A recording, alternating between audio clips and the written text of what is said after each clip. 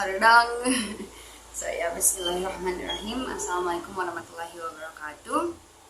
Today's video, I'm not gonna practice my speaking skills in English, just like usual, A lot of my videos just practice my speaking skills in English. But today, I still want to speak in English because English is already a part of my life. I couldn't separate it from me.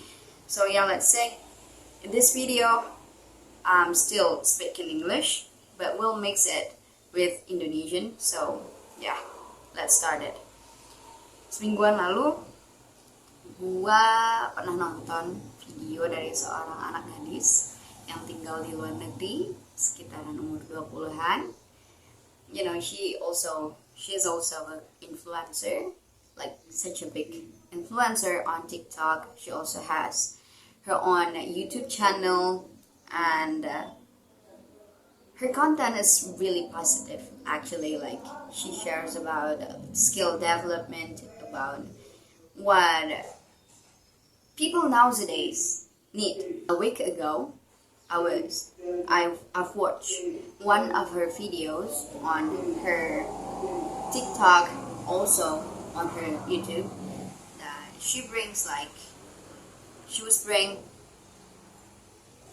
something about parenting, tentang hubungan seorang anak dengan orang tuanya, it's more kayak mengarah ke child free, something like that. Okay, the point is something to educate people to be a good parents, to be have to think first if you want to get married. Okay, here I am. I also want to share about my perspective as a 25 years old daughter who's still living with my parents right now. But first of all, I will come with what influencer is. For me, influencer is someone who lead people to be a good one or to be a bad one. People, influencer influence people to do what they do. Even though you're not such a big influencer with a huge followers, but at least you have some followers, an audience who watch your videos or listen to your voice, you're already known as an influencer. So I think as an influencer, we have to be mindful, be careful, make a contents, especially contents who contains about our own opinion, our own perspective, because out there, people nowadays don't have a boundaries for themselves to filter, a lot of information get input to their mind. A lot of people couldn't process those information in a correct way, in a good way, so we have to be mindful about it.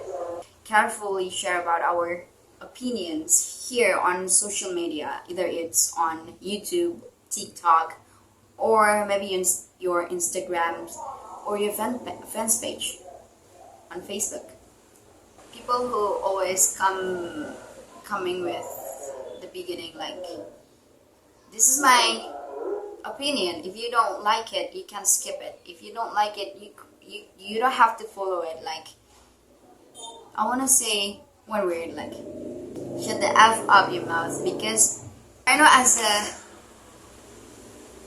someone who have an intention to put yourself in front of the camera and want to share, even script your thought on your notes and put yourself here in front of camera, record yourself, and after that you do editing and then upload it on.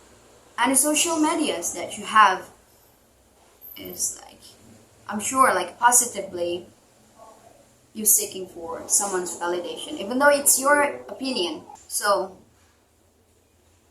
yeah, let's just be honest. You know, jangan selalu bilang berlindung dengan this is my opinion so you can blah blah blah. Jangan selalu berlindung dengan hal-hal kayak gitu, karena we don't know, like people out there ternyata ngikutin apa yang kita share, like perkataan kita, lifestyle kita, what else, like just everything what we do, they follow it. So that's why we are who sit in front of a camera and record ourselves like this and upload it on social media is called as influencer. So be mindful about it. So yeah, that's why influencer is for me. Well, anyway, back to the main topic again. So yeah, waktu itu anak gadis ini ngomongin tentang bagaimana hubungan orang tua dengan anak, parenting, terus tentang marriage life, sharing about her perspective about those kind of things, even though like which is dia belum pernah ngerasain hal itu semuanya. I know like kita sebagai orang harus punya beberapa sudut pandang, beberapa perspektif, but when we really get into our own perspective, I think it's unfair. Dia bilang kalau orang tua yang melahirkan seorang anak ke dunia dan ingin menjadikan anak itu sebagai shelter bagi mereka di masa tua mereka itu adalah selfish. I didn't agree with that, because what I know is, as a daughter who's still living with my parents right now, who witnessing a lot of like bunch of things happen to my parents' life, gue rasa itu nggak adil gitu kalau I point my finger to my parents and said that you are such a selfish person ever, because we know that sebenarnya kita tahu kan ya kalau humans are the most selfish creature ever in the world. Sometimes we only point our fingers to others to blame them, tapi nggak melihat diri sendiri, padahal kita juga adalah selfish, orang yang selfish, orang yang egois gitu. Well, actually selfish is a part of us, right? In this life, kadang kalau kita nggak egois juga, ya kita nggak bisa hidup gitu. Jadi jangan nyalahin orang, gak fair aja gitu menurut gue kalau kita nyalahin orang lain. Like, apa sih konsep kehidupan? Allah menciptakan manusia ke dunia ini bersama dengan takdir mereka. Allah gak cuma nyiptain lo ujuk-ujuk udah ada aja nih di bumi begitu. Kagak. Lo diciptakan sama Allah ke bumi bersamaan dengan terciptanya takdir lo sendiri. Bahkan sebelum kita lahir, kita sudah ditakdirkan untuk seperti ini. Dan tujuan kita hidup di dunia ini bukan hanya untuk sekedar makan, minum, married, what else, like having sex, having fun, something like that in this world. No, Allah created us untuk beribadah di dunia ini. Dan orang tua kita menjalankan salah satu ibadah itu dengan mereka menikah. Dan akhirnya Allah titipkan kita sebagai anak ke dunia. Dan kita juga sebagai anak dititipkan ke dunia gak cuma ujuk-ujuk lo dikasih makan doang sama orang tua lo, dipakein baju, disekolahin, terus kalau udah hidup gede lo udah biar kayak gitu aja. Masih kudu harus diempanin mulu sama bapak mak lo, kagak? Bukan begitu. Mohon maaf lah udah ngegas sih, tapi soalnya ada gak setuju. Iya, karena begitulah. Dan lo tau gak kalau orang-orang sekarang, especially young adults, they always see something from general perspective, not from they are, their religion perspective atau menurut hukum. That's why I mentioned it before that we have to be mindful, shares about our opinion here on social media. Gak semua hal bisa digeneralisasi gitu. Gak semua hal. Apalagi hubungan antara manusia dengan manusia, hubungan manusia dengan Tuhan. Dan rasanya kurang pantas aja gitu sebagai seorang muslim yang membawa atribut muslim, wearing a hijab. People will recognize you like instantly that you are a Muslim, but you come up with something not related to your beliefs. It's like nonsense. They are not selfish. Orang tua nggak seegois itu gitu. Karena yang gue tahu adalah mereka have to have a deal with their own life, their own partner, kehidupan setelah menikah, apalagi bahkan kehidupan setelah mempunyai anak. Mereka harus berkutat dengan hal itu. Dan kalau kita sebagai anak yang cuma baru ngerasain sebagai anak gitu, terus point our finger to them like you're the selfish one, is unfair. Tentu kayak gitu, simbolisis mutualisme aja. Kerbau sama burung jalak, kalau nggak ada burung jalak tuh kerbau banyak banget kutunya. Kayak gitu hidup.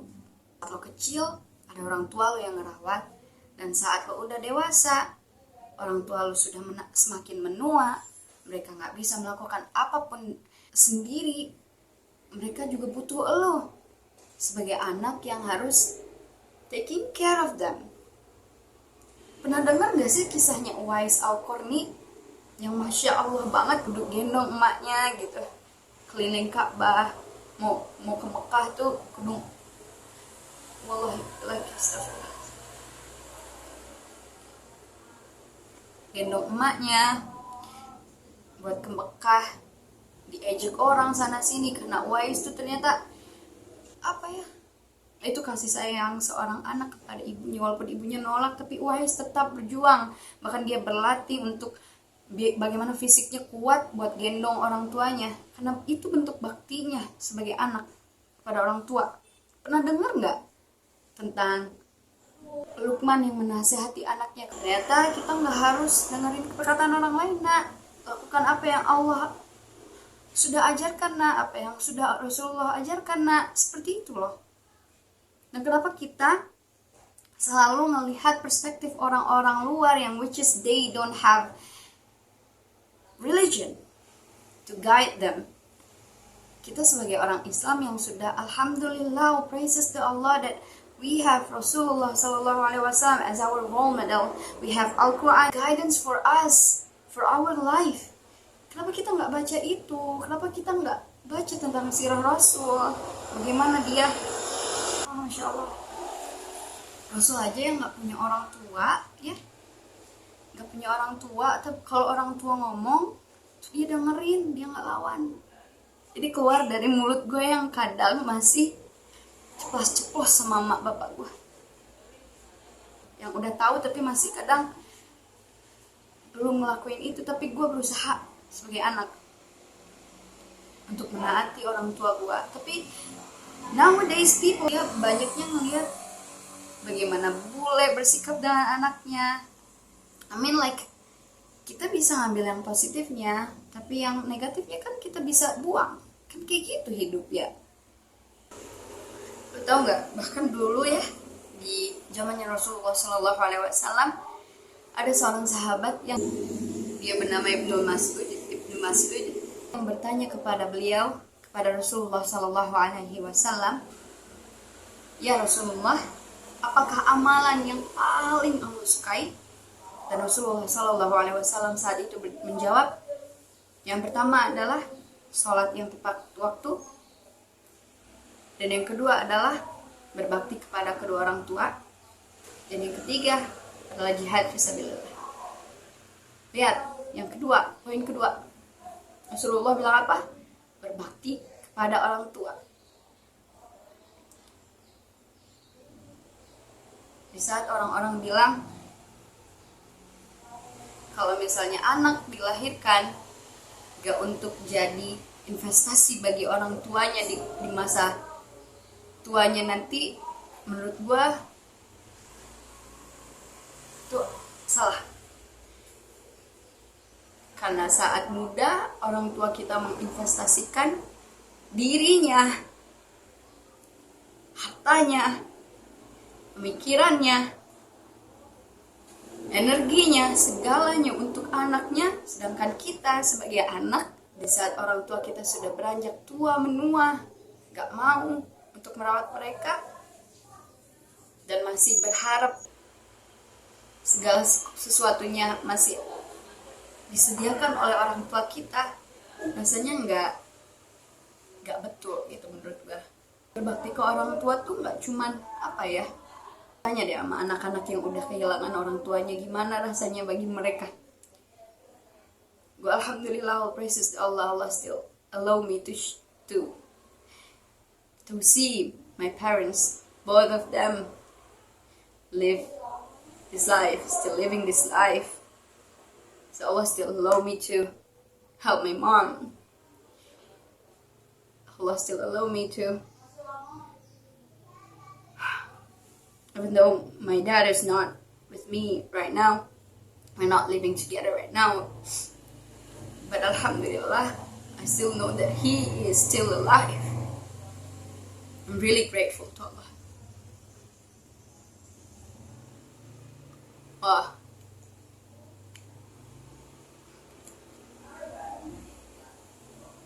So Allah aja yang gak punya orang tua, dia memperlakukan orang tua yang lain dengan Masya Allah, dengan akhlaknya yang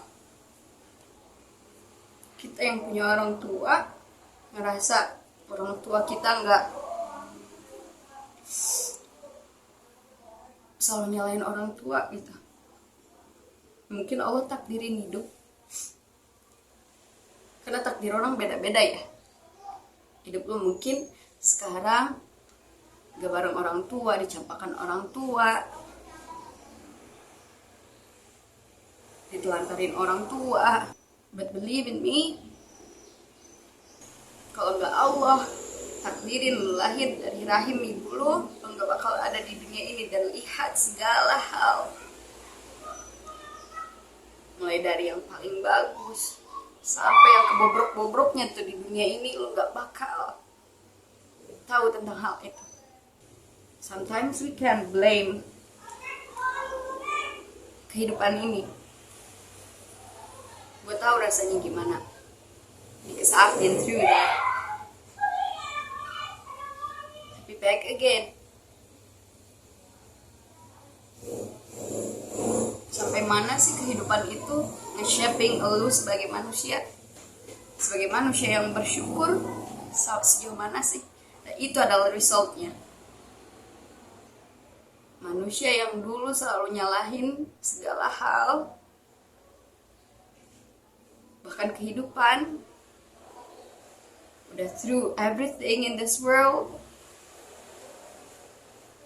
udah belajar segala hal, sampai hari ini kehidupan membentuk lo, yaitu resultnya. Kalau lo masih menjadi orang yang selalu nyalahin sana sini, berarti lo masih harus belajar. Tapi kalau lo udah yakin nih, udah ngerti kalau oh iya ya, hidup tuh memang gini, syukurin aja apapun itu, karena itu yang udah ditakdirin Allah sama Allah. Terus apa lagi? Melahirkan sebagai seorang wanita itu susah tahu. Ya memang itu susah, makanya Allah sudah jelaskan bagaimana istimewanya wanita itu dalam surat An-Nisa. Kalau kamu melahirkan dan bahkan kamu meninggal saat itu, kamu bahkan langsung instantly go to the heaven, to the paradise, like you becoming a syahidah. Masya Allah. Nanamin hal-hal kayak ketakutan kepada orang-orang, kayak banyak tahu hormon yang berubah setelah kita melahirkan. Saat kamu melahirkan, mood swings or what else, like you name it. Ya memang seperti itu kodratnya wanita. If you choose to child free, it's okay. That's up to you. It's good for you because that is your decisions. No one will change it. No one will given advice, given advice that you shouldn't do that. Like child free, like blah blah blah. No, I'm personally not gonna do that. But menanamkan hal-hal yang kayak gitu kepada anak-anak muda kita sekarang, bikin mereka takut, bikin mereka anxious about what will coming in the future. Stop hal yang kayak gitu. Hal yang bahkan lu belum tahu gitu bakal terjadi, kapan terjadinya, di mana terjadinya, tapi lu udah takut tentang hal itu tuh siapa yang nanamin? Syaitanir rajim. If you are Muslim who watch this video, if you have faith here, deep down here in your heart, you wouldn't be afraid about it. Believe me. Back then, when I was 20, I also afraid about it. But here, 5 years after that, I realized that apa yang harus gue takutin kalau gue punya Allah di atas. Dan satu hal nih yang pengen gue tekanin lagi, kalau mau ngedukasi orang, edukasilah dengan hal yang benar. Kalau mau ngedukasi biar kena rata semuanya buat orang tua dan anak, kasih tahu nih kayak gini loh, Bapak Ibu mulai lihat Al-Quran, yuk kita ikut kajian yuk tentang parenting, ajakin teman-teman yuk kita belajar yuk bagaimana caranya menghormati orang tua. Itu kayak gitu caranya, bukan malah kayak nunjuk-nunjuk orang selfish. Padahal diri sendiri aja kita tuh selfish. Kita nggak boleh nunjuk orang lain selfish. Kalau kita aja nih diri sendiri kita udah tahu kita selfish, tapi kita nunjuk orang lain selfish tuh kayak gak etis, aneh menurut gue. Mengedukasi anak-anak muda sekarang yang takut ingin menikah, terus mereka belum mapan dalam keadaan finansialnya mereka. Edukasinya bukan dengan cara jangan nikah dulu, gak begitu. Islam mengajarkan menikah itu untuk beribadah. Ajarin mereka sebelum menikah harusnya kita belajar tentang pranikah dulu, parenting, apalagi mapanin dulu hidupnya. Seenggaknya kita bisa mapan dalam 1 atau 2 tahun ke depan deh untuk kehidupan setelah menikah gitu. Untuk save money, mengontrol diri sendiri, bukannya malah nyuruh orang untuk selesai dulu sama trauma-trauma mereka. Kalau misalnya kita belum selesai sama trauma kita sendiri gitu kan, terus humans have that kind of desires yang condong ke arah-arah yang berbau seks, ya kan? Lu bayangin kalau misalnya kita harus selesai dulu sama trauma kita nih, apalagi laki-laki yang hormonnya nggak bisa kita kontrol, mereka bakal ngelakuin hal-hal yang bikin mereka ejakulasi dini atau pergi ke rumah gitu, nanti pergi ke pekerja itu untuk melampiaskan hasrat mereka, atau bahkan banyak banget wanita juga yang ngelakuin hal yang seperti itu. Na'udzubillahi min zalik.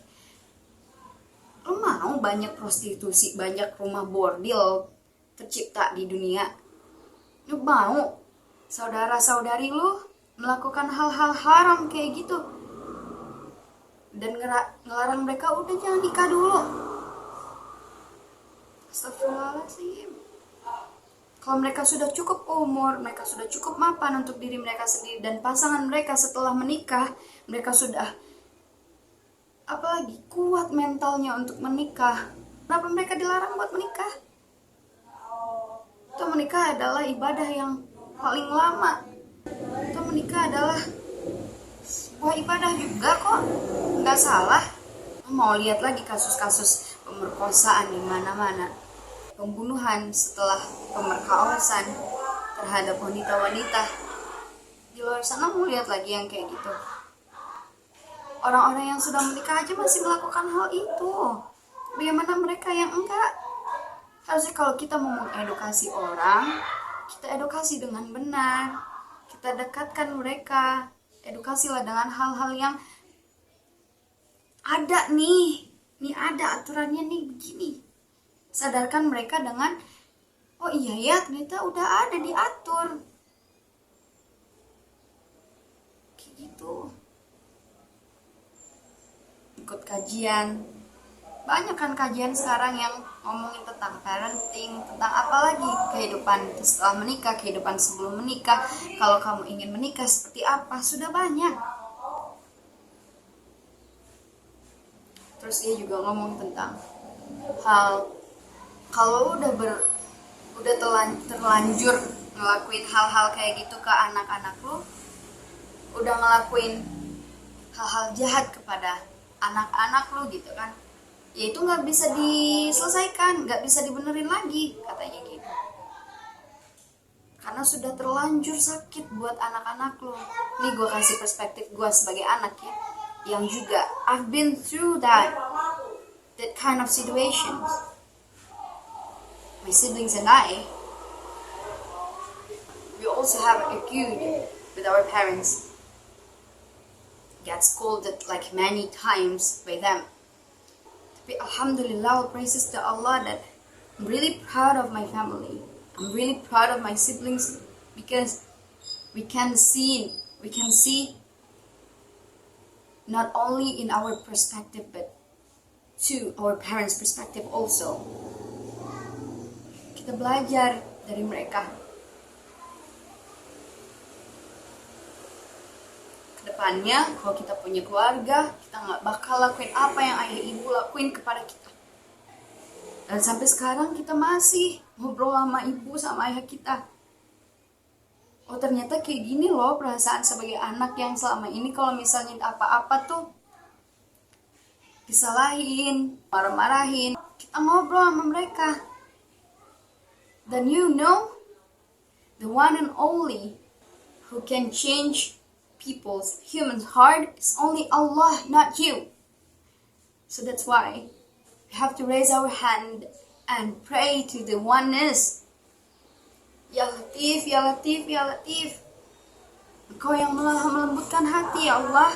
Engkau yang maha melembutkan hati ya Allah. Lembutkanlah hati orang tua saya. Semoga dia, orang tua saya, ayah dan ibu bisa mengerti apa yang saya rasakan. Bukannya malah kayak gitu. Tahu nggak pas waktu gue nonton video dia ya, gue nonton depan ibu gue dan all praises to Allah that my mom don't understand English, you know. Ibu nggak ngerti bahasa Inggris, jadi hati beliau nggak bakal terluka gitu. Pas waktu dengerin video itu, orang tuh bakal berubah.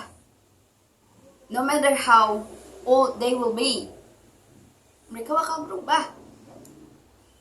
6 tahun ke depan kek, mau di umur mereka 60 tahun nanti, di umur mereka 70 tahun nanti, di umur mereka 80 tahun nanti, mereka bakal berubah insya Allah kalau Allah mengizinkan. Mereka pasti mengerti nanti. Insya Allah suatu saat mereka akan mengerti dan mereka bakal bilang maaf ya nak. Mereka nggak bakal fix the problem they've made back then in the past. Mereka nggak bakal bisa nge-fix itu, tapi mereka bakal ngerti setelah itu. Mereka bakal understand like, oh iya, dulu gue gini nih sama anak gue, dulu gue gini nih sama bocah nih, pasti sakit. Dan cara mereka nge-fixnya gimana, cara mereka memperbaikinya gimana, dengan minta maaf. Begitu, dan kita juga gitu jadi anak. The key of the relationship is communication. Kalau lo punya unek-unek, omongin. Jangan silent treatment, kata gue juga. Sumpah. Kalau punya unek-unek, omongin aja. Walaupun kadang partner bicara kita nih, nganggapnya kita marah-marah, karena kita ngomongnya dengan nada tinggi gitu. Tapi seenggaknya apa yang lo rasain, sampai ke mereka. Insya Allah, through Allah hands, because he is Al-Latif. Remember, he will change it because he is Muqallibal Qulub. So yeah, that's what I want to say.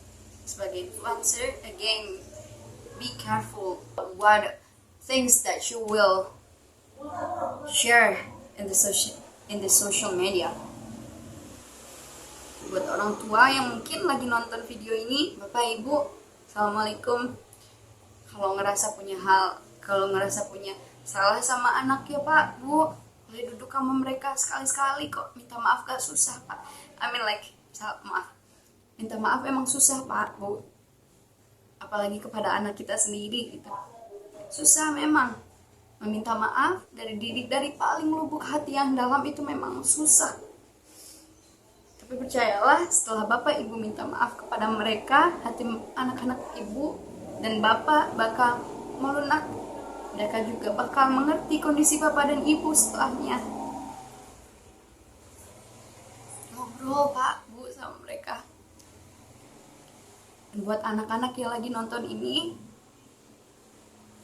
coba Dedek teladani Uwais Al-Qarni, teladani Rasulullah SAW, our prophet. Bagaimana mulianya beliau,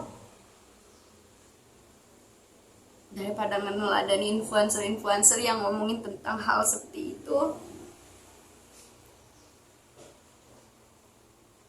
If you are Muslim, if you're not a Muslim, but you can get something positive through this video, through my video, Alhamdulillah, praises to Allah. I'm grateful for that. Coba deh ngobrol sama orang tua juga, akui juga kesalahan kita, karena kita sebagai manusia nggak luput dari dosa deh.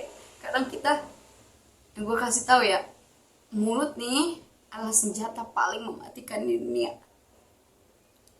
Gak sadar aja gitu ceplos sama mak bapak lo ngomong tentang hal yang apa. Tapi kak kan gue bikin salahnya banyak ya, malu lah gengsi gue minta maaf mulu. Kasih tahu ya, gue tiap hari minta maaf sama mama gue. Gak ada salahnya minta maaf kalau emang lu salah. Tapi kalau lu nggak salah, ya udah, jangan gengsi jadi orang. Itu aja intinya. So ya, that's all. Lagi dan lagi, filter apapun informasi yang udah lo dapet dari manapun. Mau itu social media, even though it's in real life, you have to filter it. And you have to sleep on it again and again. And choose what is the best for you. So that's all for today. Thank you so much for watching. Assalamualaikum warahmatullahi wabarakatuh. Kangen ayah.